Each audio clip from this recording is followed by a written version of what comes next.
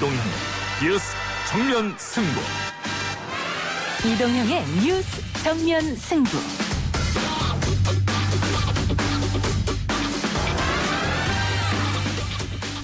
청취자 여러분 안녕하십니까, 이동형입니다. 먼저 오늘 청와대로 가보겠습니다. 정부는 국가 발전 전략으로 한국판 유지를 추진하고자 합니다. 한국판 유지의 기본 정신으로 지역균형 유지를 추구하고자 합니다. 대한민국을 지역에서부터 역동적으로 변화시키겠다는 정부의 강력한 의지입니다. 문재인 대통령은 한국판 뉴딜에서 지역 균형 뉴딜이 핵심 축 역할을 할 것이라고 강조했습니다. 지역 균형 발전에 대한 강한 의지를 내보였는데요. 2부 기자 언박싱 시간에서 관련 내용과 함께 오늘 이슈들 전해드리고요. 우리 사회에 뿌리 깊이 박혀있는 학벌 문제, 최근 이를 학벌 귀족의 전형이라 지적하는 분이 계십니다. 1부에서는 노르웨이 현지에 있는 박노자 교수 인터뷰하겠습니다. 지난달 말 독일의 수도 베를린 도심에 세워진 평화의 소녀상이 철거 위기에 놓였습니다. 様々な人、それが行き交う、そして共存する街、それが私はベルリンである、そんなふうに考えています。 일본 모테키 외무상의 발언을 해석하면 다양한 사람들이 오가는 베를린 거리에 소녀상을 두는 건 적절치 않다라고 하는 겁니다. 이런 일본의 지속적인 압박으로 독일 베를린에 위치한 평화의 소녀상이 철거 위기에 놓였습니다. 이를 막기 위해 정치권도 나섰죠. 소녀상을 지켜달라는 서한을 독일 대사관에 전한 더불어민주당 윤미향 의원 2부에 만나보겠습니다. 한국은 70년 전에 미국을 선택했기 때문에 앞으로도 70년간 미국을 선택하는 것이 아닙니다. 미국을 사랑할 수 있어야 우리의 국익이 되어야 미국을 선택하는 겁니다. 어제 있었던 외통위 국정감사에서 이수혁 주미대사의 발언이었습니다. 미중 갈등 속에서 자칫 우리가 줄타기를 할 수도 있다는 취지로 읽힐 수 있어 논란이 되고 있죠. 대사관 측은 즉각 발언 진위를 해명하며 진화에 나섰습니다만 미중 갈등 속 어느 편에 서야 하는지에 대한 문제는 우리에게 분명 고민입니다. 3부에서는 이 내용과 더불어 북한 열병식 관련 이슈 정의당 김종대 한반도평화본부장과 이야기 나눠보겠습니다. 황기정 전 청와대 정무수석에게는 이미 로비 목적으로 5천만 원이 건네졌다는 진술이 수차례 나와 있는 상태이고, 이건 정확히 금융 사기 사건입니다. 이걸 권력형 게이트로 하면 뭘 수사를 협조해야 될지 제가 알 바가 없어서. 국민의힘은 라임 옵티머스 사태를 권력형 게이트라 칭했고, 어제 우리 방송과 인터뷰한 강기정 전 수석은 본인과 아무 연관이 없는 것이라며 부인했습니다. 4부 정면 재판소 시간에 사건의 쟁점 분석해드립니다. 10월 13일 화요일 이동희 뉴스 정면 승부 시작합니다.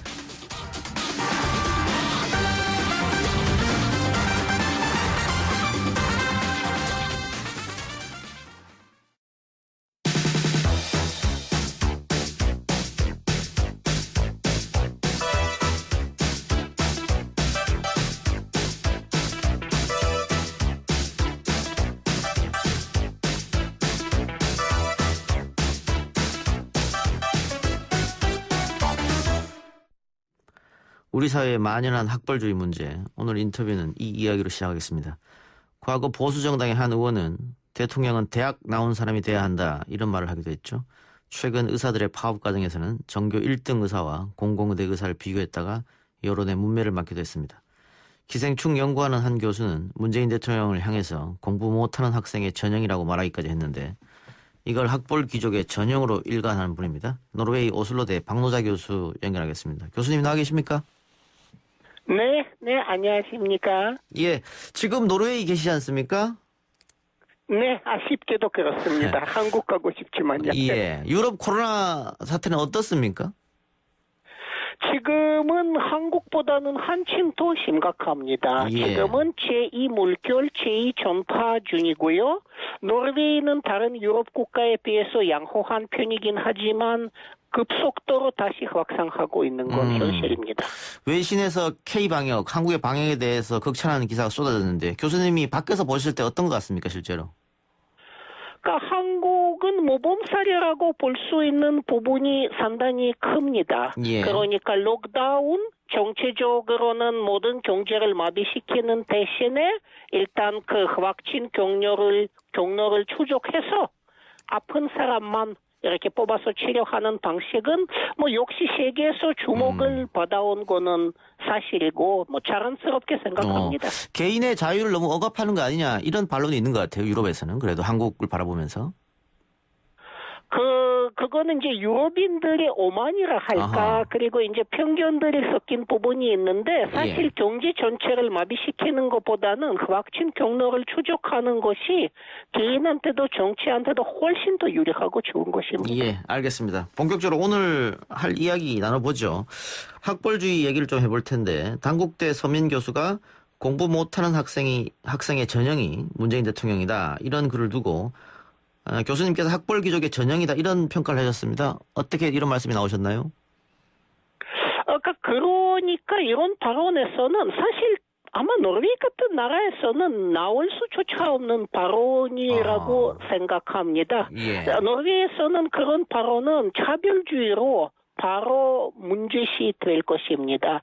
그러니까 공부 잘하고 못하는 거는 꼭 개인이 원해서 또는 개인이 어떻게, 그러니까 개인의 속반만이 절대 아니라는 것입니다. 우리가 잘 아는 사실은 부모의 학력이 높고 부모의 문화와 자본이 많으면 그럴수록 자녀의 공부도 또 잘 되는 부분이 있는 거죠. 예. 물론 대물림 받는 부분이 큽니다. 그런 거 가지고 차별주의적으로 발언하면은 이거는 말 그대로 해서 안 될 일이죠. 서민 교수는 해명을 했었는데 이거는 내 의도와는 상관없이 난독증에 걸려서 곡해했다, 이렇게 표현하던데요. 난독증은 분명히 아닙니다. 남의 공부, 그러니까 본인 속반만도 아닌 부모의 재력이나 학력하고 관계되는 부분인데, 그런 것을 가지고 사람을 모욕적으로 언급하는 것은 예를 들어서는 저 사람이 못생겼다, 못생겨서 어떻게냐 라든가 또 남의 피부 색깔이라든가 그런 거 가지고 차별하는 거하고 하등이 차이 없습니다. 예, 과거에 보수정당에 몸담고 있었던 국회의원은 당시 노무현 대통령 시절이었습니다. 그러니까 김대중, 노무현 두 사람의 고졸 대통령이 나왔던 시절인데, 다음 대통령은 대학교를 나와야 된다, 이런 이야기를 했단 말이죠. 아직 우리 대한민국 사회에서는 학벌주의가 팽배 있고 만연해 있다. 그러니까 국회의원이 떳떳하게 그렇게 말할 수 있는 거 아니겠어요? 그러니까 스티브 잡스 같이 대학 안 나온 사람이 미국인의 선망을 가장 많이 받아온 사람 아니겠습니까? 예. 노르웨이를 지금 같은 복지국가로 만든 게르하르트센 노동당 총리는 노르웨이에서는 전후 역사에서 가장 인기 많은 정치인이죠. 그 사람도 대학을 나오진 않았습니다.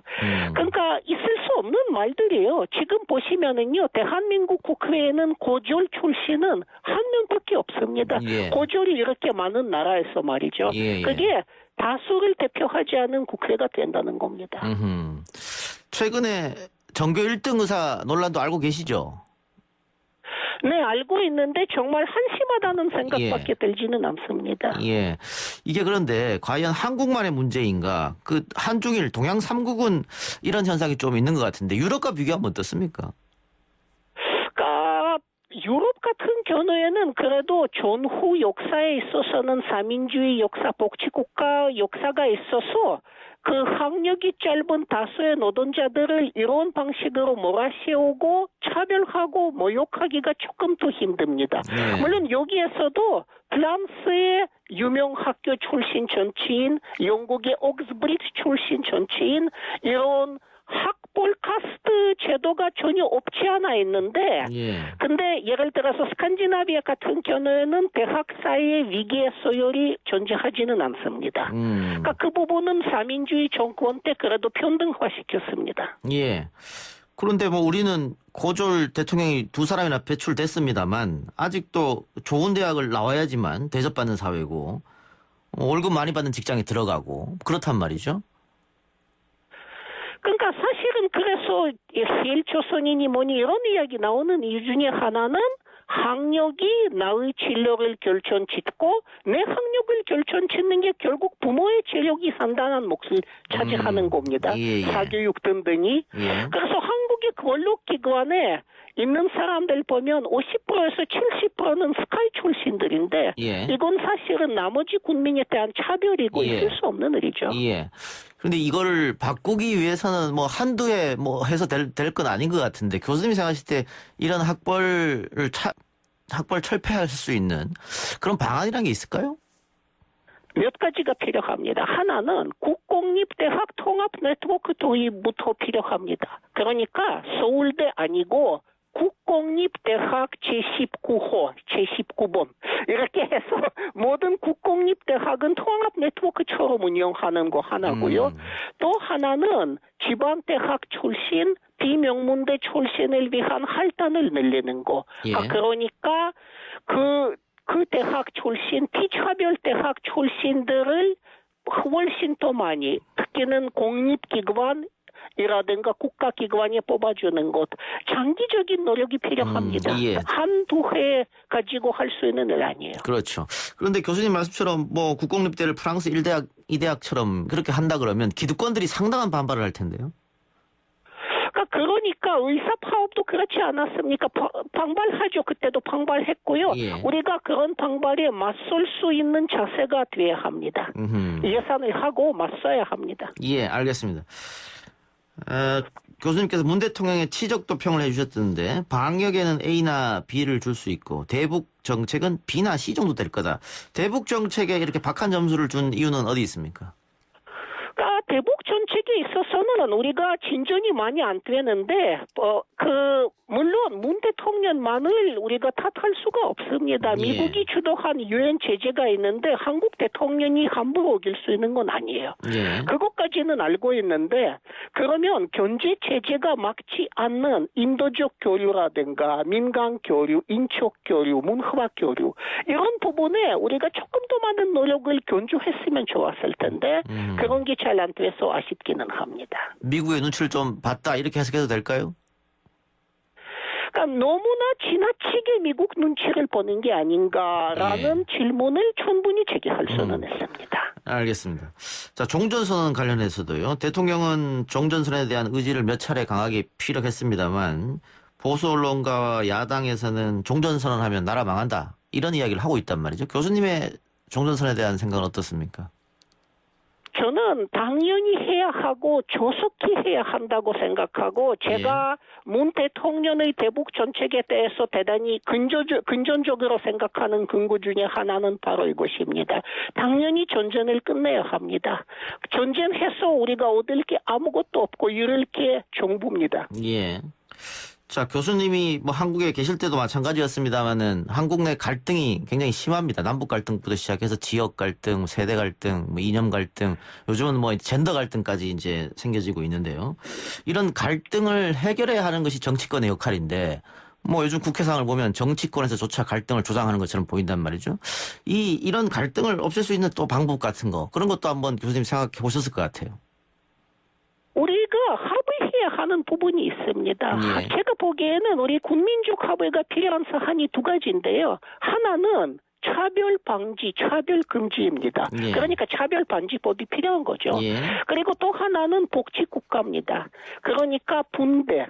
공공 영역에 의한 분배. 이 부분에 대해서 우리 국민적 합의가 어느 정도 되고 적어도 아주 못 사는 사람들한테는 분배를 통해서 구제할 수 있고 뭔가 생활 수준을 어느 정도 평등화시킬 수 있다면 사회적 갈등의 순위를 우리가 조금 더 조화시킬 수 있지 않을까 싶습니다. 교수님이 말씀하신 두 가지 중에서 분배 아젠다는 조금씩 우리 사회가 좋은 쪽으로 변화하고 있는 것 같아요. 국민적 합의가 조금씩 이루어지는 것 같은데 차별 금지에 대해서는 뭐 반대하는 집단이 많습니다. 특히 보수 개신교 집단에서 엄청 반대하고 있단 말이죠. 뭐 다양하게 로비도 하고 있고. 그래서 매번 법안이 올라옵니다만 법안이 통과가 안 되고 있어요.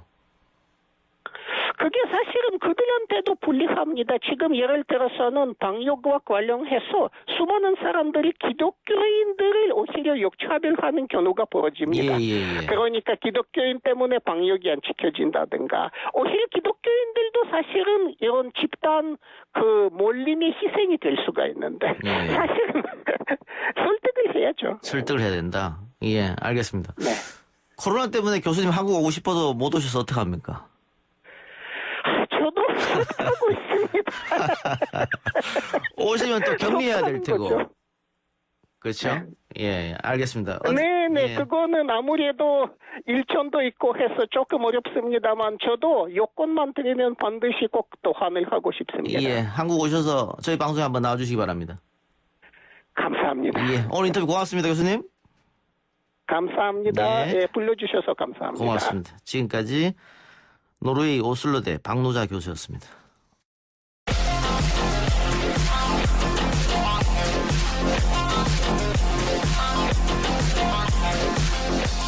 오늘 나온 뉴스들 언박싱해드린 기자 언박싱. 오늘은 헤럴드 경제 배두원 기자 나왔습니다. 어서 오십시오. 안녕하십니까. 오늘 코로나 상황은 어떻습니까?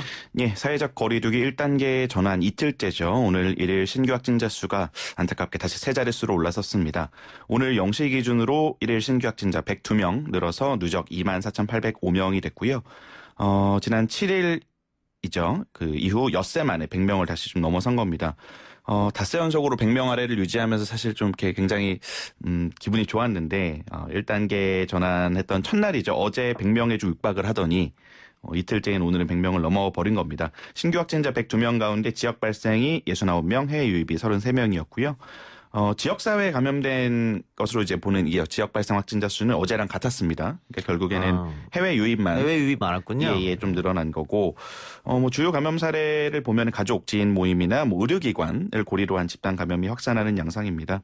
대전 유성구의 일가족 감염 사례가 현재까지 총 22명 확진자가 발생하기도 했고, 경기 동두천시 친구 모임 집단 감염과 관련해서도 확진자가 추가로 나와서 총 16명으로 누적 확진자가 됐습니다. 경기 의정부시 마스터플러스 병원, 서울 도봉구 다나병원 등 이런 것도 계속 늘어나고 있고, 서울 서대문구 장례식장이나 경기 수원시의 스포츠 아일랜드 등 이제 새로운 소규모 집단 감염도 계속되고 있는 상황입니다. 예, 전문가들은 1단계로 내린 게 너무 성급한 판단 아니냐라고 했습니다만 정부 당국에서는 경제 문제를 신경 안 쓸 수가 없는 것이고 소상공인들이 너무 힘들어하니까요. 또 대통령도 이야기했습니다만 어느 정도의 또 방에 대한 자신감도 있었던 것 같습니다. 아무래도 또 이제 우리 국민들의 수준이 성숙하다는 것도 좀 믿음이 있는 것 같고. 예, 조금 더 상황을 지켜보고요. 예. 방탄소년단이 갑자기 미중 갈등 문제에 끼어들었어요. 예, 그렇습니다. 이제 중국의 공격에 미국 언론의 비판까지 좀 오늘 나오면서 마치 이제 미중 갈등 사이에 BTS가 끼어든 모양새가 됐는데요. 미국 일간 뉴욕타임즈죠. 현재 시간으로 12일입니다. 중국 누리꾼들이 방탄소년단의 악의 없는 발언을 공격했다라고 보도를 했어요. 이게 잘 모르시는 분들 위해서 어떤 발언이 있었는지 좀 먼저 간략히 알려드리면은 그 한미 관계 발전에 기여한 공로자한테 주는 벤 플리트 상이라고 있습니다. 네. 이게 코리아 소사이어티라는 친선협회가 주는 건데 최근에 BTS가 이 상을 타고 리더죠 RM이 수상 소감에서 올해 이제 한국 전쟁 70주년으로 우리 양국이 함께 겪었던 고난의 역사와 많은 남성과 여성의 희생을 기억해야 된다. 이렇게 우리가 듣기에는 아무 문제 없는 말인데요. 발언인데 네. 이제 중국 네티즌들, 그러니까 중국 분들한테는 이게 한국 전쟁 자체가 항미 원조라고 하더라고요. 그러니까 미국에 대항해서 북한을 도운 전쟁이다. 네. 이렇게 생각하고 있기 때문에 이게 한국과 미국이 함께 고통받았다. 결국 중국은 적이었는데 이제 이런 것 때문에 심기를 좀 건드린 것 같아요. 이제 어제부터 중국판 트위터죠. 웨이보에 BTS 팬클럽 아미를 탈퇴하겠다. 이런 발언이 계속 나오고 현재 소셜 미디어에 그 삼성 스마트폰 갤럭시 중에 BTS 에디션이 있는데 요 판매를 중지했다는 게시물들이 올라오고 베이징 현대차와 휠라죠. 휠라도 BTS 관련한 웨이보 게시물을 싹 사라지고 이런 글이 게시됐어요. 결국에 이 중국의 좀 지나친 애국주의 때문에 BTS가 타격을 입은 건데 미국 언론까지 오늘 나선 겁니다. 뉴욕타임즈 기사를 좀 보면은 BTS가 이런 공공연한 도발보다는 진심 어린 포용성으로 잘 알려진 인기 보이밴드고 전혀 악의가 없는 말 같았다. 근데 중국의 인터넷 사용자들이 지체 없이 공격하는 글을 올렸다라고 비판을 했어요. 그러면서 삼성과 힐라가 BTS와 협력한 흔적을 없애며 거리를 뒀다. 이것은 중국에서 사업을 하는 다국적 기업이 중국 사람의 애국심을 쫓는 최신 사례고 불매운동 가능성을 차단하려는 의도로 보인다라고 분석을 했고요. 영국의 뉴스통신사 로이터 통신도 삼성을 포함한 몇몇 유명 브랜드들이 명백히 BTS와 거리를 두고 있다. 이번 논란은 세계 제2위 경제대국인 중국에서 이런 대형 업체들 앞에 정치적인 지뢰가 깔려있다라는 것을 보여준 가장 최근의 사례라고 보도를 했습니다. 글쎄요.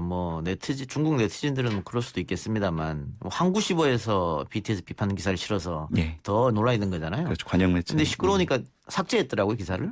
네. 예, 항구시보 삭제했는데 항구시보에서 그 기사를 삭제했다고 하는 것은 우리가 BTS를 비판한 건 명분이 좀 없다. 이렇게 판단한 것 같고 중국 뭐 한국신문은 기간지라고 볼 수 있으니까. 예, 맞습니다. 중국 당국에서 이렇게 나온다고 하면 뭐 이것도 곧 잠잠해지겠네요. 뭐 잠잠해졌으면 또 좋겠고 이게 사실 그게 그렇게 크게 문제될 발언이 저는 아닌 것 같은데 그냥 충분히 수상소감으로 할 수 있는 말인데 좀 트집을 잡힌 거 아닌가 그렇게 생각이 듭니다.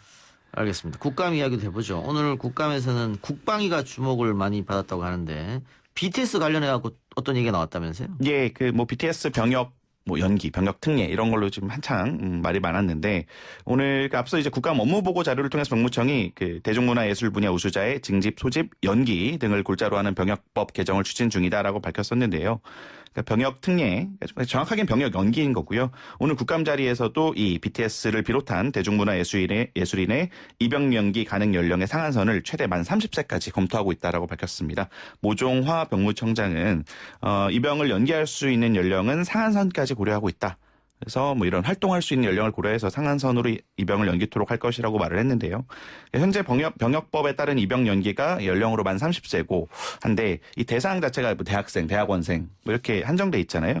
연수기관 연수생도 있고 여기에다가 문화체육부 장관이 추천하는 대중문화예술 우수자에 대해서는 똑같이 이제 만 30세까지 연기할 수 있도록 하겠다라는 뜻입니다. 입영 연기 대상자 추천 기준에 대해서 이제 모종화 병무청장은 국민적 공감대가 있어야 된다.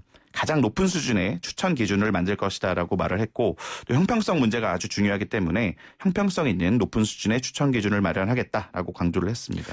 BTS나 또 아미들은 이 문제에 대해서 별 신경을 안 쓴 것 같은데 정치권이 더 나서는 것 같아요. 예, 그렇습니다.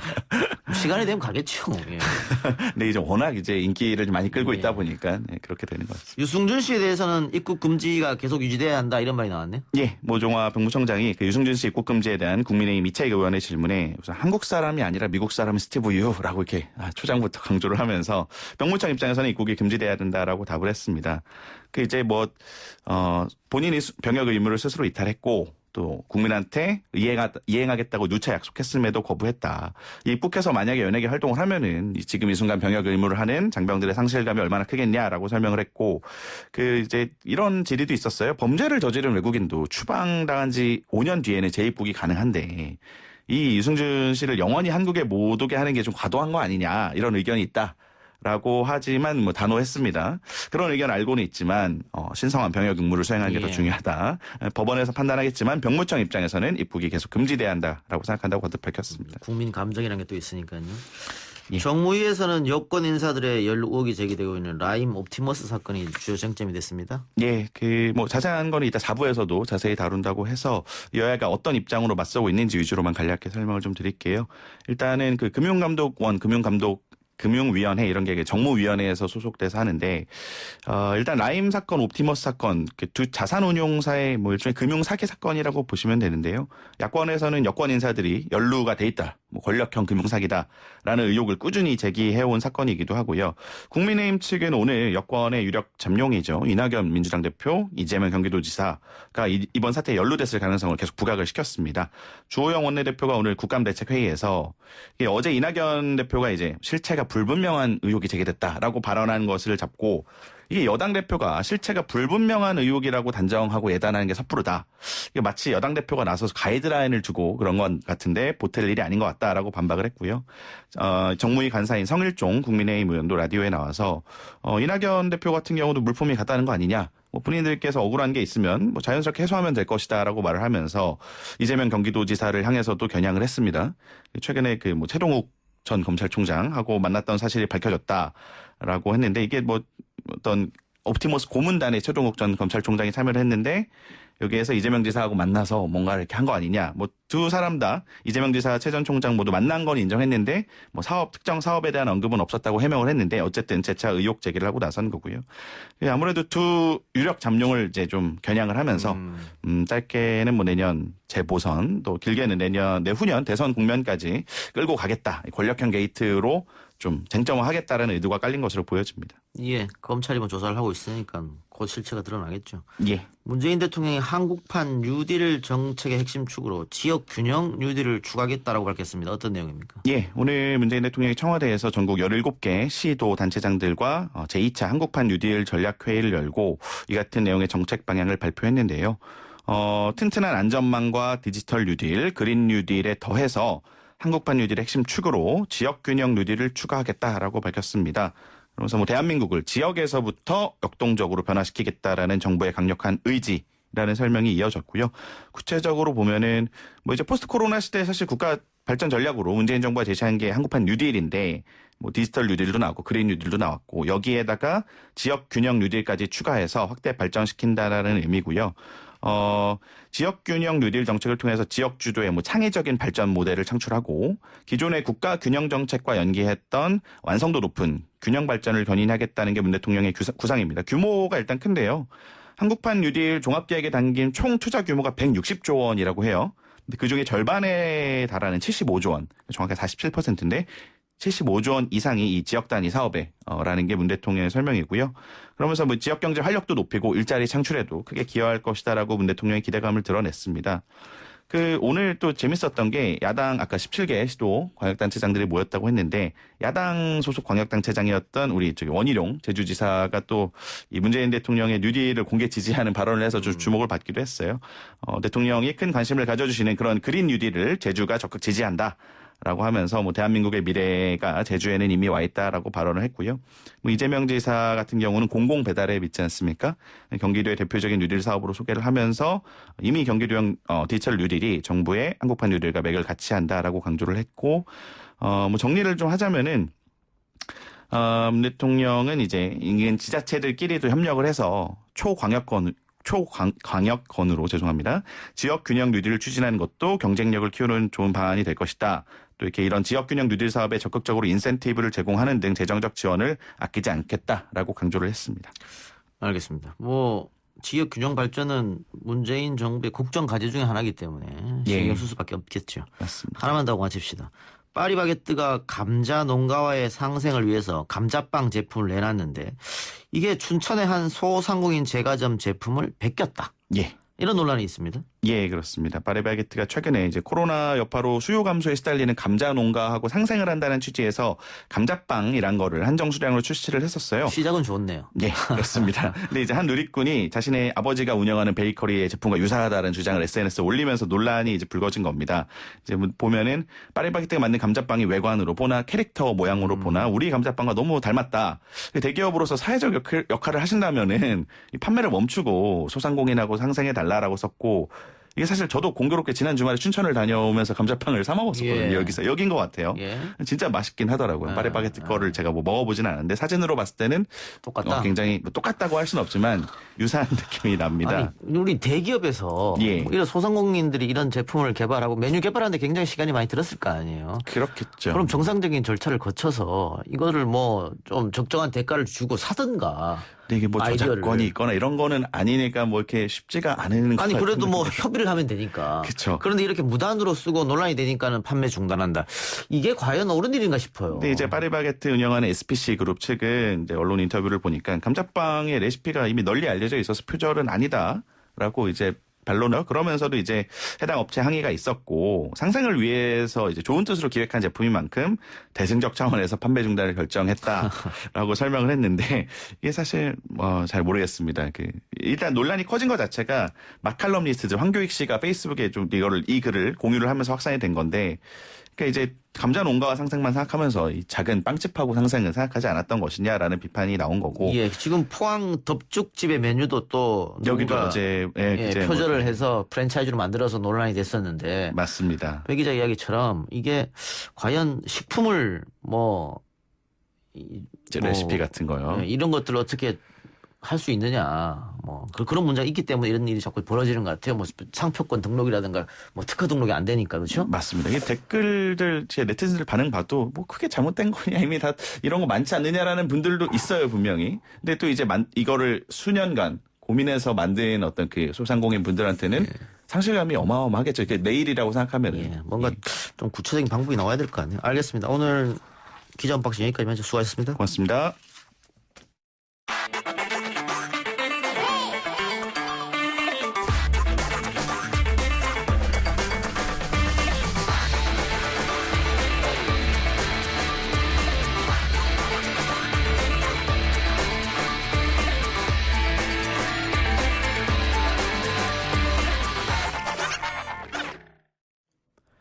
독일의 수도 베를린시 미테구에 세워진 평화의 소녀상이 철거 위기에 놓여 있다는 이야기 들으셨을 겁니다. 소녀상 설치와 철거 문제는 세계 곳곳에서 벌어지고 있는 일입니다만 과거사를 꾸준히 반성해온 독일에서 철거 논란이 벌어졌다는 게 충격입니다. 철거를 막기 위한 각계의 움직임이 시작됐고요. 우리나라 국회의원들도 본격적으로 나섰는데요. 주한 독일 대사관을 찾아서 평화의 소녀상이 지켜지길 바란다는 내용의 서한을 전달한 민주당 윤미향 의원 연결해서 이야기 나눠보겠습니다. 의원님 나와 계십니까? 네네, 안녕하세요. 예. 독일 베를린시 미테구청이 14일까지 철거를 하라 이렇게 통보한 상황인데 그러면 내일 아닙니까? 네, 그렇습니다. 그 시민단체가 철거를 막기 위해 애쓰고 있습니다만 공권력이 동원이 된다면 철거를 막을 수가 없을 텐데요. 지금 상황은 어떻게 파악하고 계세요? 네, 지금 말씀하신 대로 베를린 현지 시간으로 14일 수요일까지 철거할 것을 통보받은 상태예요. 예. 그게 만약에 그걸 하지 않을 경우 구청이 직접 철거하고 그 비용을 청구하겠다라고 예. 통보한 상태고요. 예. 사실은 이 평화의 소녀상은 코리아 협의회는 독일의 시민단체가 세운 거예요. 예. 세우는 과정에서는 1년 동안 설치하기로 그 행정적인 허가까지 받아서 한 거고요. 예. 근데 이제 일방적으로 통보를 했기 때문에 지금 현재 시민단체는 그 행정 집행중지 가처분 소송을 건 상태고 예. 앞으로 한 그 소송이 1년 정도 진행되는 그런 예정이기 때문에 예. 그 기간 동안에는 철거가 면하지 않을까라고 추측은 하고 있습니다만은 예. 안심할 수 없는 그런 상황이고요. 근데 이제 이 소식이 알려진 이후에 지금 말씀하신 것처럼 철거 반대 캠페인이 일본을 포함해서 세계 곳곳에서 지금 진행 중인데 예. 베를린 시장이 소속된 정당이 3인당이거든요. 예. 3인당도 소녀상 철거 반대 성명서를 발표했다고 하고요. 예. 오늘 그 베를린 시간으로 오늘 12시부터는 소녀상 옆에서 그 베를린 시민들이 빈 의자를 들고 나와서 그 앉아서 이제 집회를 진행한다라고 계획이 이미 발표가 되었고, 그 독일 교회와 독일 한인교회도 소녀상 철거 반대 서명 운동을 해서 오늘 오후 8시에 그 베를린 시청에 항의 방문을 하는 그런 계획을 갖고 있고, 그러니까 세계 각지에서 지금 소녀상을 지키기 위한 활동이 진행이 되고 있는 그런 상황입니다. 그 우리가 알고 있기로는 그 독일의 높은 시민의식 그리고 일본과 달리 과거에 대한 반성, 정치권 수뇌부들도 마찬가지고요. 그걸 잘하고 있기 때문에 일본을 향해서 우리가 독일을 배워라 이렇게 많이 말을 하지 않습니까? 네, 그렇습니다. 그런데 지금 이런 일이 벌어졌단 말이에요. 갑자기 그것도 아까 의원님 말씀처럼 1년 동안 설치하기로 허가까지 받은 상태에서 지금 갑자기 이런 결정을 내렸는데 왜 이렇게 됐다고 보세요? 일본 정부의 사실은 로비가 명확한 이유다라는 것이 언론을 통해서 드러나고 있고요. 예. 그러니까 우리는 지금 독일의 그 두 가지의 모습을 보고 있는 거죠. 하나는 나치 과거 범죄에 대해서 유럽사에 사죄하고 책임을 통감한 모습. 다른 한편으로는 아시아 여성들이 그 제국주의 군대에 의해서 당한 성노예 범죄에 대해서는 피해자 편이 아니라 가해자 편에서 그 논리와 인식을 따르는 모습, 이 두 가지를 지금 우리는 배우고 있습니다. 예. 그러니까 앞으로 사실은 한국이 유럽에 대해서 어떤 외교를 해야 할지, 또 우리는 앞으로 유럽에 대해서 어떤 노력들을 해야 될지 그대로 보여주는 사건이라고 생각이 들어요. 그러면 일본 정부는 철거하기 위해서 나름 로비를 했고, 그럼 우리 정부는 여기에 대해서 이런 움직임을 못 느꼈다, 알지 못했다 이렇게 봐야 되겠네요? 우리 정부는 글쎄 몰랐다라고 생각하지는 않습니다. 그러니까 세우는 과정에서 시민단체들이 계속 지원을 요청을 했고 협력을 또 건립이 되자마자 일본 정부가 바로 압력에 들어갔다라는 것이 언론을 통해서도 보도가 되기 시작을 했거든요. 그러니까 우리 정부도 이미 파악은 하고 있었을 것이다. 하지만 이제 정부의 입장은 시민사회단체가 주도한 노력에 주도한 활동에 정부가 나서는 것이 맞지 않다. 그게 사실은 지난 30여 년 동안 일본군 위안부 문제를 해결하기 위해서 국제사회에서 활동을 펼칠 때마다 우리 정부가 보여온 태도이기도 해요. 예. 네, 그것이 맞는가 틀린가는 또 다른 측면이 있다라고는 생각을 합니다만은 예. 아무튼 이번 이 사건에 대해서 한국 정부가 모르고 있었다라고 생각하지는 않습니다. 알겠습니다. 근데 어쨌든 소녀상 철거를 한다고 하면은 독일의 명분은 좀 없어 보이는데, 그래서 지금 그 구청에서 이야기하는 것은 사전에 알리지 않은 비문을 설치해서 독일과 일본 간의 관계에 긴장이 조성했다 이렇게 되어 있거든요.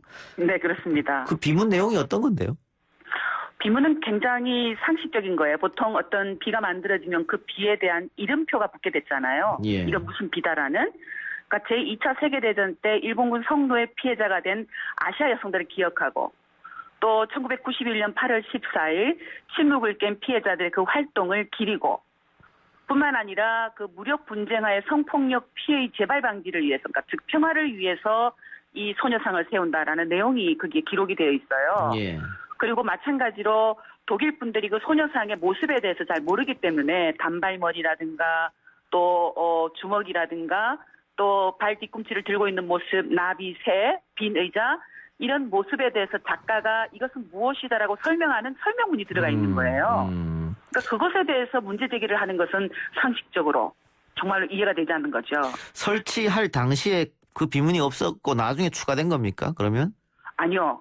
소녀상은 그것이 하나의 세트예요. 예. 소녀상과 빈 의자와 소녀상이라는 그 설명구 그리고 그 의자 뒤에 있는 할머니가 된 그림자 요거까지가 하나의 소녀상이라고 불려지는 거거든요. 그러면 구청에서는 설치할 때는 가만히 있다가 지금 와서 왜 그걸 문제 삼는 겁니까? 그러니까 결국은 일본 정부의 외교력의 압력에 마땅한 이유를 찾아내지 못했기 때문에 그런 비합리적인 이유를 들어서 철거하라고 하지 않겠는가. 그래서 오늘의 이 베를린시 밑에구청의 입장에 대해서 아마 어느 누구도 상식적으로 납득하지 할 수 없지 않을까 그런 생각이 들어요.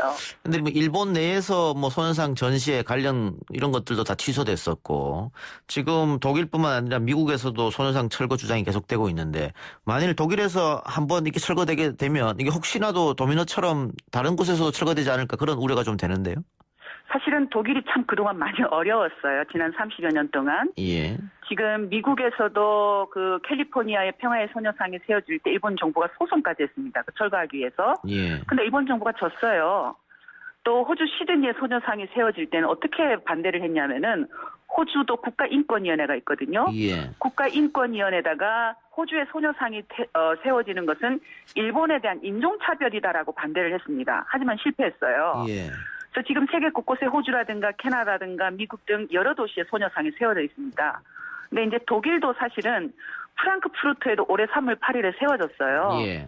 여기에 대해서는 일본이 지금 아직까지 압력을 하거나 하지 않았는데 유독 베를린시에 세워진 것에 대해서 지금 일본이 이렇게 하고 나오고 있는 것이거든요. 예. 그러니까 이 베를린시에 있는 소녀상이 만약에 철거된다면 이건 일본의 문제를 넘어서서 독일 사회에 특히 그동안 나치 범죄에 대해서 유럽과 독일이 공동체 관계를 맺어온 이 어떤 역사에 대한 인식, 역사적인 흐름 이것에도 심각한 명예훼손을 가하는 그런 일이 되지 않을까.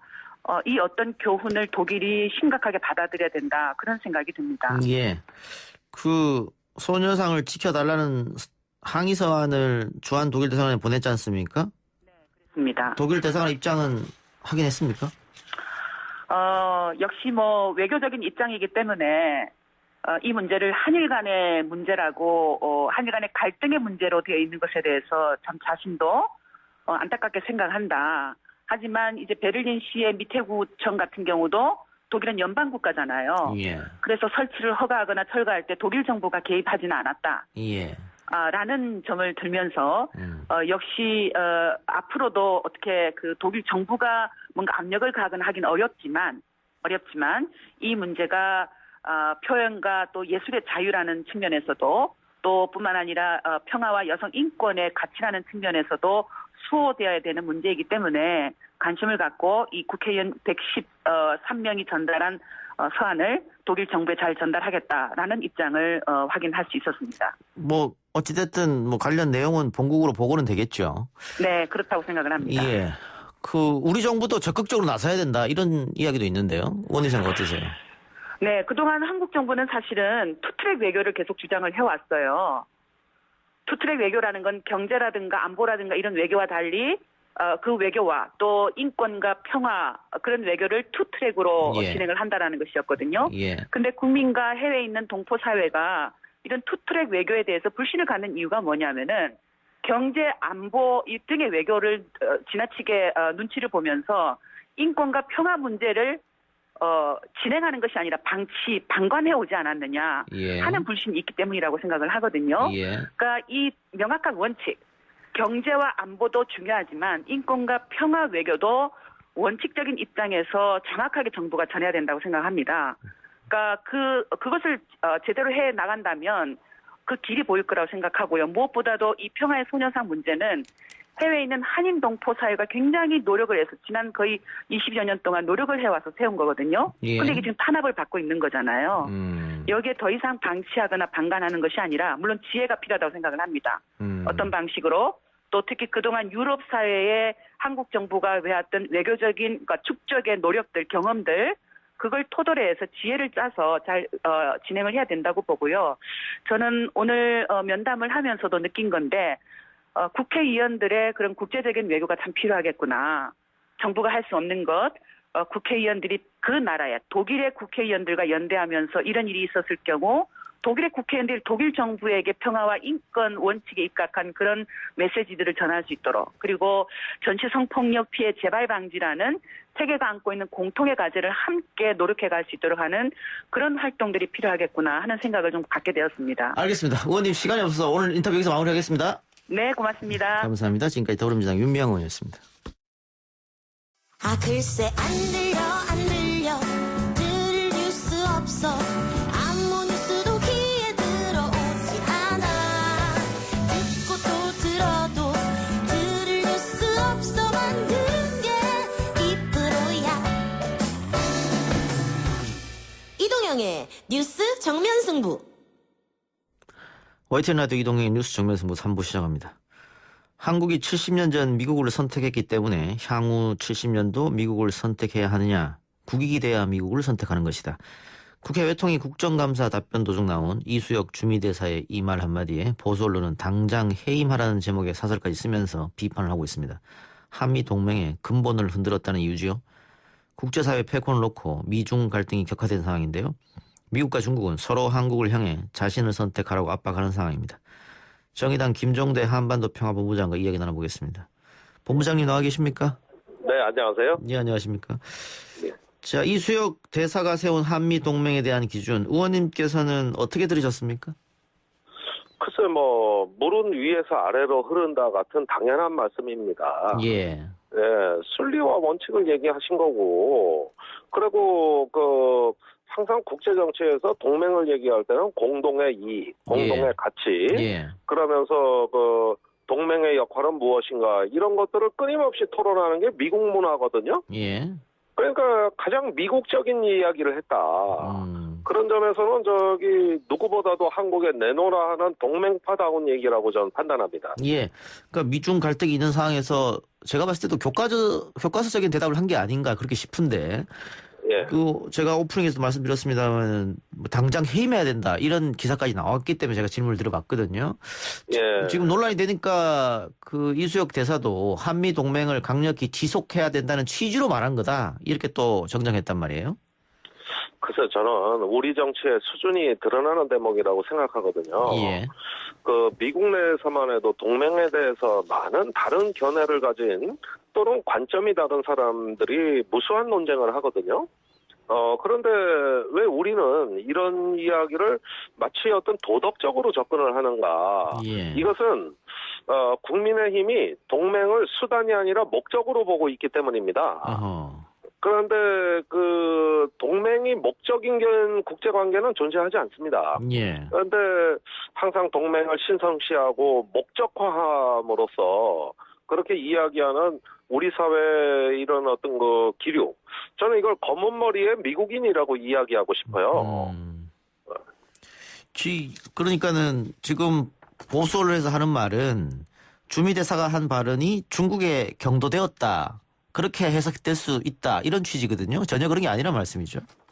아니 그런데 최근에 BTS 벤플리트상 수상할 때 발언도 중국 네티즌들이 과민 반응하지 않습니까? 예. 이런 것들은 전부 광대국의 횡포입니다. 그리고 지금 미 국무부가 한미 동맹은 굉장히 건재한 동맹이고 생산적이고 건강한 동맹으로 평가를 하는데 그런 건 뭡니까? 이런 말이 용인될 수 있기 때문이거든요. 예. 아니 파도가 치는 건 바다가 썩지 않기 위해서라는 말도 있지 않습니까? 예. 자꾸 이런 말들이 나오고 우리의 공동의 이익은 무엇인가 이런 이야기를 하는 게 동맹에 왜 부정적인 것이죠? 저는 그런 점에서 우리 정치가 그것도 동맹을 잘한다고 하는 국민의힘이 이런 얘기를 한다는 거는 참으로 개탄스러운 일이라고 봅니다. 예. 근데 뭐 안보 문제도 그렇고 미국과 중국이 다 우리하고 걸려 있는 상황이고 경제 문제도 뭐 수입, 수출 전부 다 1, 2위가 미국하고 중국이기 때문에 네. 양쪽 강대국이 눈치를 보지 않을 수 없는 그런 상황인데 정진석 의원이 미국으로부터 오해를 살 수 있는 발언은 극도로 자제해야 된다 이렇게 말했단 말이죠. 이것이 과연 한미 동맹에 도움이 되는 발언인가 이런 지적도 있을 것 같아요. 그러면 미국 사람들이 우리를 더 우습게 봅니다. 그러니까요. 예. 사실 제가도 미국에 여러 차례 다니면서 미국 사람들 상대할 때 항상 견해에 날카로운 대립이 있었거든요. 예. 그럴 때마다 미국 사람들은 논리적이고 당당하게 설명하는 한국인을 아주 좋아합니다. 예.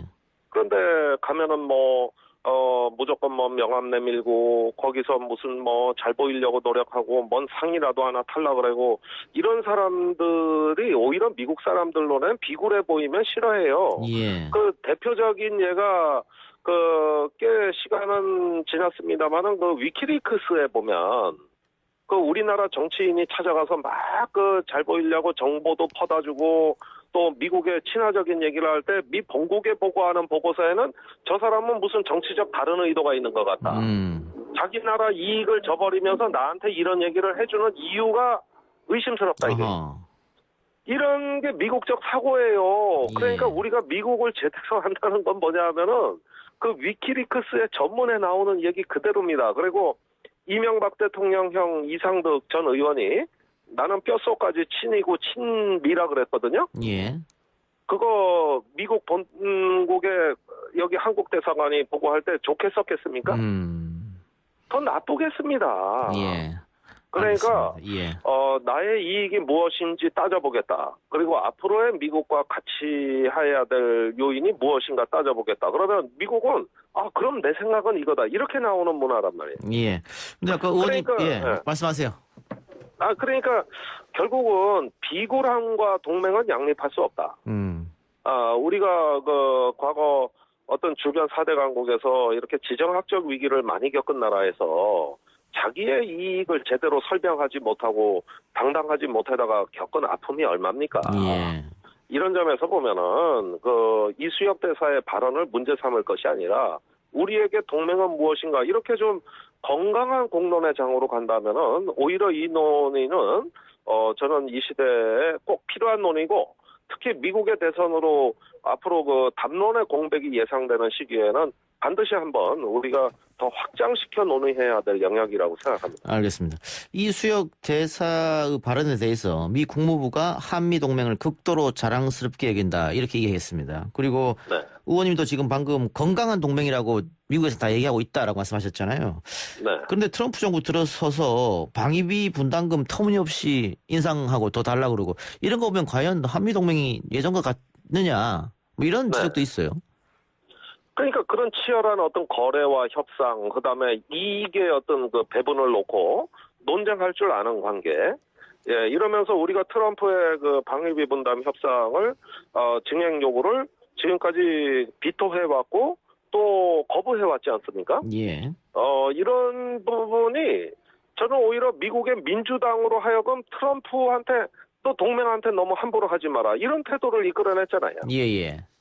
그러면은 이게 바로 살아있는 작동하는 동맹 아닐까요? 예. 그런 점에서 트럼프의 예고에 쩔쩔매고 눈치 보지 않았다는 것이 오히려 미국 민주당이 동맹을 중시하는 계기를 이끌어낸 이런 것들은 하나의 우리의 성과라고 봐야 되는 거고 그만큼 대한민국은 강합니다. 우리는 중견국가입니다. 예. 이런 말 할 수 있어야 됩니다. 알겠습니다. 미국 대선이 얼마 안 남았는데요. 트럼프가 재선을 하든 바이든이 당선이 되든 대중 관계는 그렇게 변하지 않을 것 같고 우리 입장은 어떻습니까? 우리 국익에는 누가 당선자에게 도움될까요? 아니 저는 우리 하기 나름이라고 생각합니다. 예. 과거에 이명박 정부 시절에 이제 북한에 대해 미국 정부의 전략적 인내였습니다. 그렇죠. 왜 그랬냐? 그거는 이명박 대통령이 북한 곧 망할 거다. 망하는데 도와줘 뭐 하냐? 이 태도 때문에 오바마 대통령이 기다리는 전략을 취한 거거든요. 예. 그런데 지금 바이든이 집권해도 문재인 정부가 그런 전략을 취할 리는 없습니다. 예. 그러니까 항상 지렛대는 우리 자신이었다. 그런데 요즘 언론에 나도는 얘기가 누가 당선되면 유리하냐 이런 얘기를 하는데 그것은 우리 스스로 작아지는 질문이라고 저는 생각합니다. 예. 지금이 기회입니다. 지금이 이제 중견국가로서 한반도 주변 정세를 대한민국이 주도할 수 있는 힘을 발휘해야 될 찬스 아니냐. 이렇게 생각하고 보다 더 적극적으로 대처해 나간다면 미국 민주당이 준비된 담론이었기 때문에 우리가 견인할 수 있는 좋은 찬스라고 저는 생각합니다. 알겠습니다. 다른 이슈 하나 여쭤보죠. 지난 10일 공개된 북한 노동당 창건 75주년 열병식. 네. 김정은 위원장이 뭐 이례적으로 눈물도 보이면서 연설을 했습니다. 그리고 남녘 동포에 대한 이야기도 했고 말이죠. 청와대에서는 그 평화를 좀 암시하는 듯한 그런 뉘앙스, 그런 것을 좀 기대하는 것 같고, 언론에서는 뭐 신영묵이 ICBM을 중심으로 보도하는 것 같고, 의원님은 어느 것 중점으로 좀 봤습니까, 당시에? 아니, 그 직전에 일어난 사고가 연평도의 우리 공무원 그 피살 사건 아닙니까? 예. 그런데 우리가 무엇을 우선시하는가 보다도 북한의 악행이 있다면 당당하고 과감하게 규탄하고, 예. 그러나 이런 일이 재발되지 않기 위해선 북한과 협력하겠다. 예. 이렇게 얘기하면 되거든요. 예. 그런데 북한의 말 한마디와 행동 하나에 대해 가지고 그때그때 그 북한에 대한 태도가 바뀌는 건 정말 바람직스럽지 않습니다. 예. 그런 점에서 저는 북한도 지금 그 한반도 주변 전략에 대한 어떤 개념을 결정 못하고 있다. 너무 불확실하고 너무 유동적이다. 예. 그런 면에서 북한도 사실은 이번에 주적을 언급하지 않았습니다. 미 예. 제국주의나 뭐 남조선 당국이나 이런 말이 일체 안 나오고, 다만 신무기로 우리나라를 지키면서 앞으로는 잘 지내보겠다. 이렇게 사랑스러운 언어로 묵직하게 위협하는 그 배경톤을 깔은 거예요. 예. 그렇다면은 제 생각엔 그렇습니다. 더 이상 군비 경쟁으로 북한의 생존을 도모할 일은 아니다. 이건 비판해야 됩니다. 그러나 우리는 북한에 항상 열려 있고 또 김정은 위원장이 내민 손을 결코 뿌리치지 않는다. 그래서 친절한 어떤 포용 국가로서 이것을 그 관리해 나가되, 그러나 북한의 악행이 있다면 그때는 강력하게 이야기할 준비를 갖춰야죠. 예, 알겠습니다. 자, 지금 정의당 김종대 한반도 평화본부장랑 이야기하고 있는데, 본부장님 이번 달 말부터 CBS 라디오 진행하신다면서요? 아이고, 그 얘기를 하시네. 그러니까 우리 YTN 지금 이 방송과 동시간대에. 예, 그래서 제가 한번 CBS... 여쭤봤어요. 네. 라이벌 되는 겁니까? 아이, 라이벌은요. 아이, 우리 평화공존을 사랑하는. 예, 근데, 저한테도 또 이런 기회를 주시니까 저도 열심히 해서, 예. 우리 YTN을 사랑하시는 예. 또 우리 청취자분들이 CBS도 좀 관심을 갖게 해달라고 그저 저는 바랄 뿐이고. 예. 네. 알겠습니다. 네. 이제 그럼 우리 김종대 본부장님은 뭐 이동영의 뉴스 정면 승부로 나오기 어려울 것 같고, 생방송으로는. 네. 예. 많이 들어달라고 한마디 하세요. 또 이렇게 강자의 면모를 보이시니까 제가 몸둘 바를 모르겠습니다. 예, 사실 CBS는 그 점에서는 아직은 따라잡아야 될 부족한 점이 정말 많습니다만은, 제가 이번에 진행하게 되는 프로가 뉴스업이니까, 예. 한번 또 같이 업하고, 상생하고, 또 포용하고, 서로 사랑하고 뒹굴면서, 우리가 같이 한번 또 잠시나마 행복한 마음을 드릴 수 있다면, 저로서는, 소임을 다한 것이다. 예, 그렇게 좀 봐주시면 정말 감사하겠습니다. 내년 1분기 높은 청취를 기대하겠습니다. 감사합니다. 예, 오늘 인터뷰 고맙습니다. 네, 고맙습니다. 예, 지금까지 정의당 김종대 한반도 평화본부장이었습니다.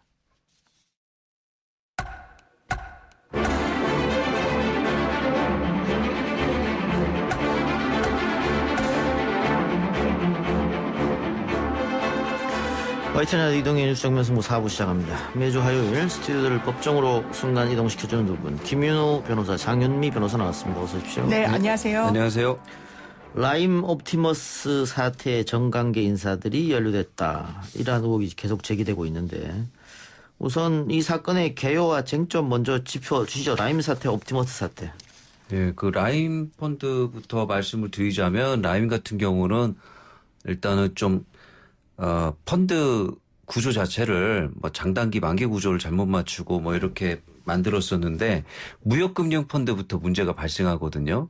그래서 2017년 5월에 투자를 했지만 2018년 6월경에 그 펀드 기준가가 미산출되는 사태가 발생했는데도 이제 인위적으로 기준가를 산정해서 계속 판매를 했고요. 그 다음에 2018년 11월 17일에는 그 IIG 펀드라는 무역금융 펀드, 해외 무역금융 펀드의 부실 및 청산 절차 개시가 된 걸 알면서도 또 계속 판매를 하면서 이걸 수습을 해야 되니까 또 그거를 2018년 11월 26일에는 모자형 구조로 한번 변경을 하고요. 그 다음에 또 다른 해외 무역금융 펀드인 BAF 펀드도 문제가 생겼어요. 폐쇄형 펀드로 전환이 되면서 그러니까는 아예 SPC 형태로 2차 구조하면서 싱가포르에서 피노트를 사는 방법으로 계속 이제 부실을 은폐하고 사기를 해왔죠. 근데 이제 이런 과정에서 불건전 운용 사례가 많았는데 라임 같은 경우는 예를 들어서 A 펀드, 라임이 운영하고 있는 A 펀드가 투자한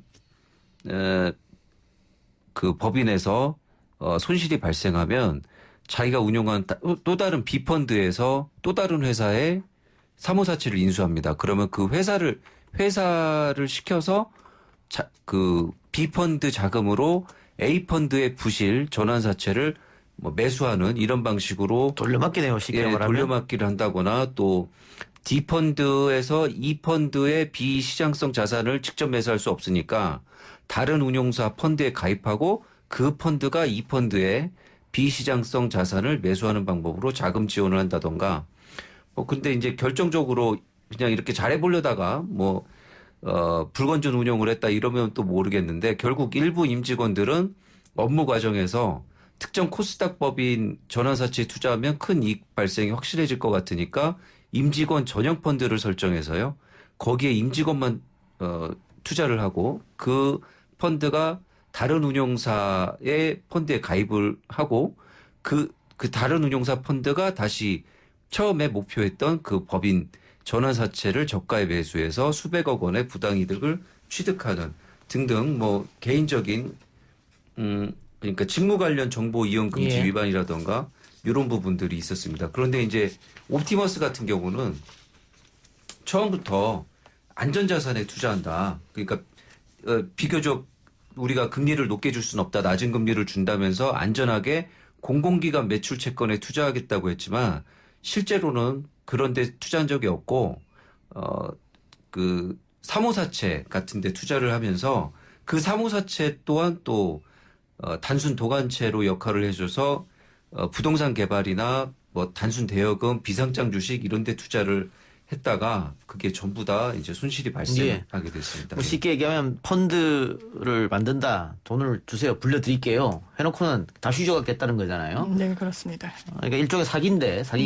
문제는 이 두 사태에 여권 관계자들이 연루된 거 아니냐 이런 의혹이 불거졌습니다. 예, 그렇습니다. 이렇게 불안전한 상품이 어떻게 이렇게 지속적으로 판매될 수 있었느냐. 이게 이제 의혹의 핵심인데요. 라임 사태 같은 경우에는 피해 규모가 4,000명, 1조 6천억이 넘습니다. 그리고 옵티머스 같은 사모펀드를 판매를 했는데 여기도 피해 규모는 1,000명대고요. 5천억 원이 넘어요. 그렇다면 이런 불안전한 상품이 어떻게 이렇게 시장에서 유통될 수 있었는지 거기에 정관계 관계자들이 관여한 바는 없는지 이 부분이 지금 핵심 쟁점으로 떠오르고 있는 거고 실제로 몇몇 이제 당사자들 이름이 거론되고도 있고 이런 상황입니다.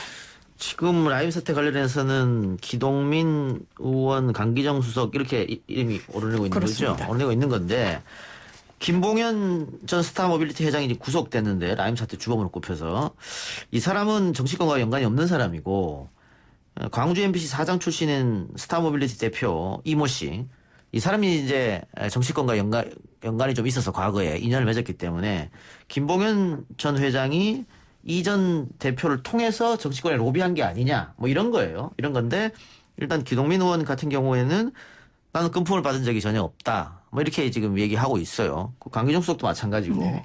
이 검찰 수사는 계속 지금 하고 있는 거죠. 그렇습니다. 관련해서 이제 중앙지검에서 왜 이렇게 이제 부실 수사를 하냐, 제대로 수사를 했냐, 들여다보고는 있냐라는 이제 의혹이 계속 제기되니까 이 수사팀을 뭐 이제 특수통 검사들로 해서 계속 좀 보강을 하겠다는 입장을 밝힌 상황이라서 이 수사가 또 어떻게 매듭 지어질지 이 부분도 좀 살펴야 될 관전 포인트인 것 같습니다. 예. 근데 김봉현 전 회장이 이제 내가 돈을 줬다. 이 대표를 시켜가지고 중간에 다리를 놔서 돈을 줬다라고 하는데 그 중간에 다리를 놨다고 하는 이 전 대표는 내가 사람들을 만나긴 했지만 청탁이나 금품 줄 적은 없다. 또 이러고 있거든요. 이게 일단은 재판으로 지금 넘어갔잖아요. 다시 조사하는 겁니까? 그러면 어떻게 되는 겁니까? 지금 조사는 계속 되고 있는 것 같은데 예. 김봉현 좀 스타모빌리티 회장이라는 사람은 사실은 이 라임 펀드가 문제가 된 이후에 라임 자산운용을 인수하려고 시도하면서 부각된 인물이지 사실은 라임 자산운용하고는 별 상관없이 살았던 사람이고요.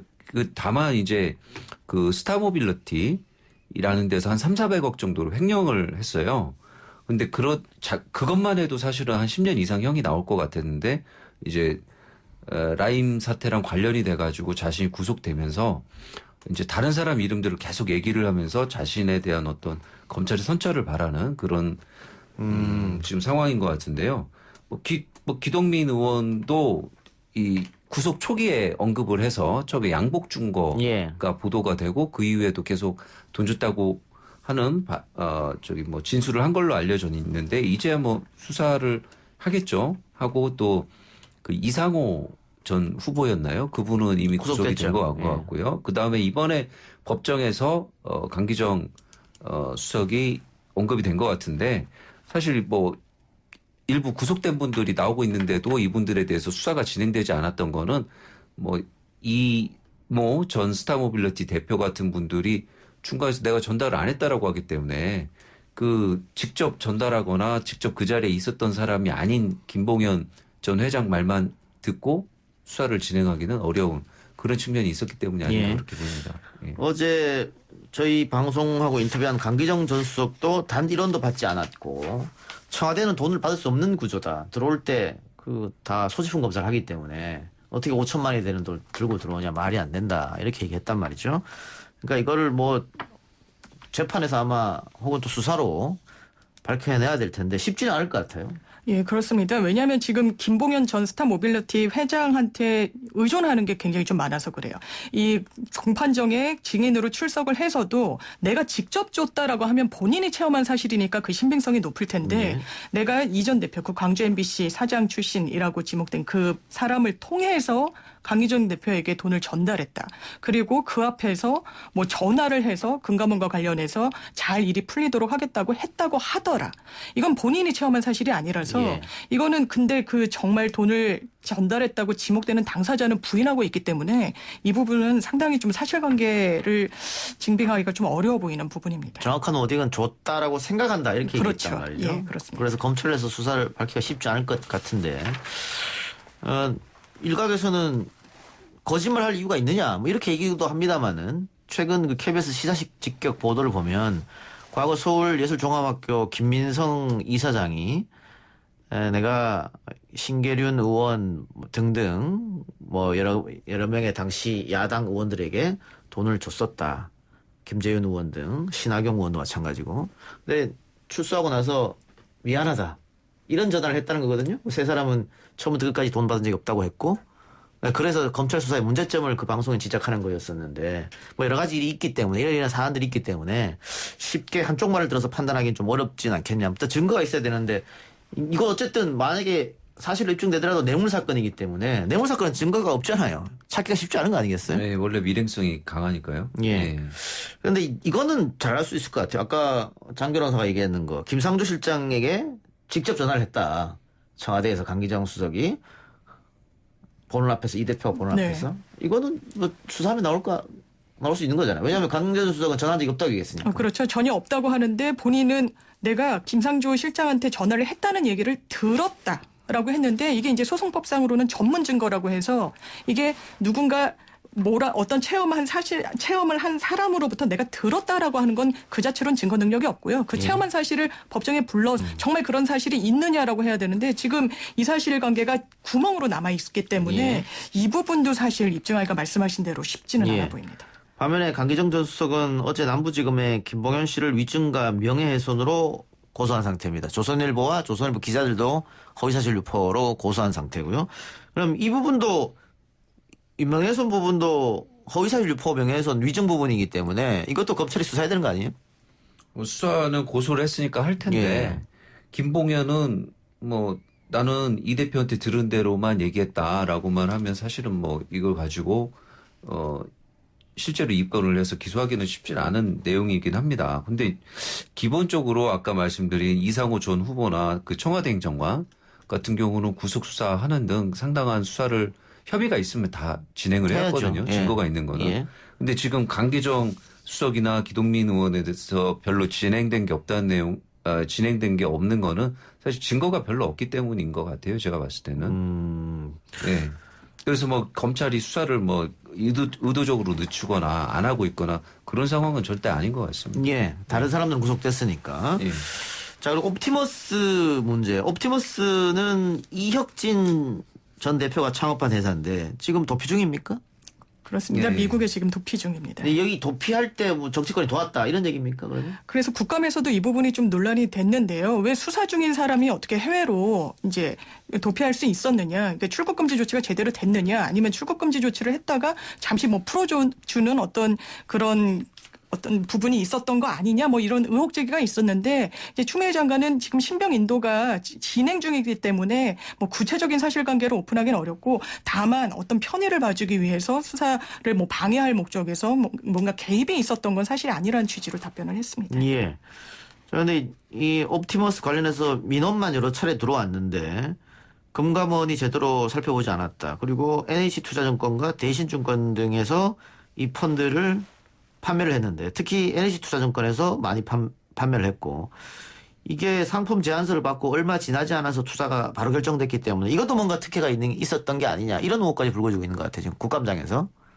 뭐 이제 그건 의혹일 수도 있는데 사실 뭐 금감원 같은 경우에 지금 펀드 특히 사모펀드 관련한 담당자 수에 비해서 펀드의 수나 펀드가 운용하는 이게 뭐 지금 2,000조쯤 되니까요. 그거에 대한 감독이 사실 그렇게 막 강하진 않고요. 그러다 보니까 뭐 이런 얘기까지 나오고 있는 것 같은데 그 사실 상품 제안서 받고 한 2주 검토하면 투자 의사 결정으로서는 그렇게 뭐 그렇습니까? 짧은 것도 아니거든요. 사실 뭐 거의 하루면은 분석 보고를 하고 그 다음에 나머지는 이제 거기 써 있는 내용 검증하고 이렇게 하면은 바로 결정을 하는 건데 글쎄요.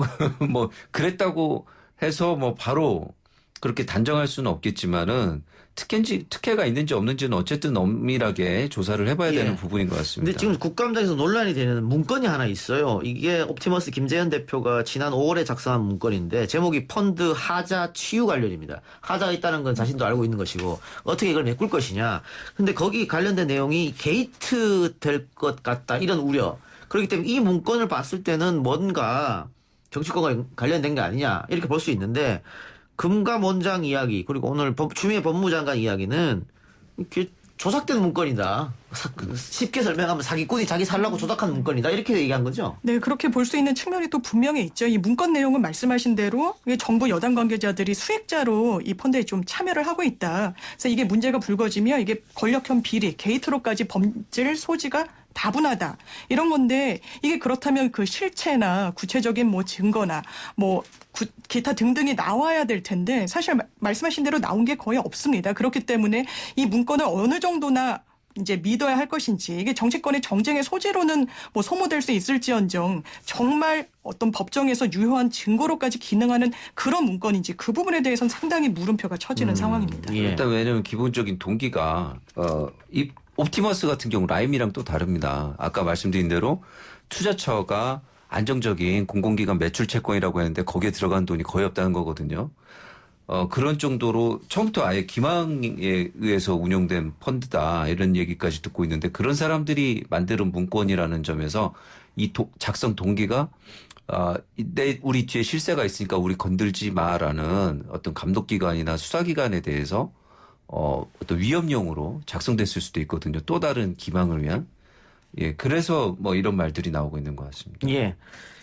또 옵티머스 관련해서 이낙연 대표, 이재명 지사 이름이 나옵니다. 그래서 정말 굉장히 큰 거대한 게이트처럼 들리는데 일단 이낙연 대표가 나오는 거는 옵티머스가 복합기를 대납했다. 네. 이런 이야기가 이게 어떤 내용이에요? 이제 복합기 그러니까 뭐 복사나 팩스 이런 기능을 가진 이제 물건을 사는데 그걸 리스에서 많이 쓰니까 그렇죠. 그 비용을 댔다는 건데 비용이 일단 다액은 아닙니다. 이제 월 한 10여만 원 정도인데 이 부분과 관련해서도 그렇다면 어떤 물질적인 지원이 있었던 거 아니냐. 이런 맥락에서 이낙연 대표의 이름이 지금 거론되고 있는 상황이긴 합니다. 월 15만 5천 원 가량을 옵티머스 측에서 대납했다. 11만 원인가 그래서 60만 원, 70만 원 정도. 좀 되는데. 네, 6개월 동안. 예. 이게 그런데 이낙연 대표 측의 입장은 어떤 겁니까? 이 사무실 초기에 복합기가 필요해서 지인을 통해서 빌려온 건데 누군지 몰랐다는 거잖아요. 예, 지인이 가져왔는데 물건에 이름이 안 써 있으니까요. 예, 그 계약서는 자기는 못 봤으니까 모르는 내용이었다는 거죠. 예.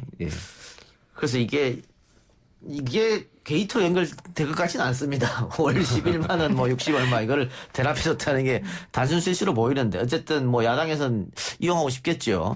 근데 이재명 지사 이야기는 또 왜 나오는 겁니까? 그러니까는 그 뭐 물류창고 투자가 굉장히 여의도에 많았었거든요. 그 투자한 중에 하나인데 사실 물류단지 같은 경우에는 지자체에서 싫어합니다. 그 왜냐면 위험한 차 많고 고용은 적고 그 면적만 많이 차지하거든요. 싫어하는데 그럼에도 불구하고 인허가가 나온다. 그것도 우리 투자계획안에 나온 것처럼 굉장히 빨리 나올 수 있다.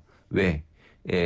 이재명 지사한테 우리가 로비를 다 했기 때문에 이런 식으로 홍보를 해서 펀드를 팔았던 것 같고요. 그러니까 옵티머스 측에서. 네, 옵티머스 측에서. 예, 우리가 이재명 지사한테 로비를 했기 때문에 원래는 안 나오는 인허가가 패스트 트랙으로 굉장히 빨리 나온다. 네. 이렇게 했다는 거잖아요. 근데 이재명 지사 입장에서는 그 사기꾼들이 자기 돈 벌려고 한 사기 일인데 그렇죠. 왜 나를 끌어들이냐 이거 같아요. 네네네 맞습니다.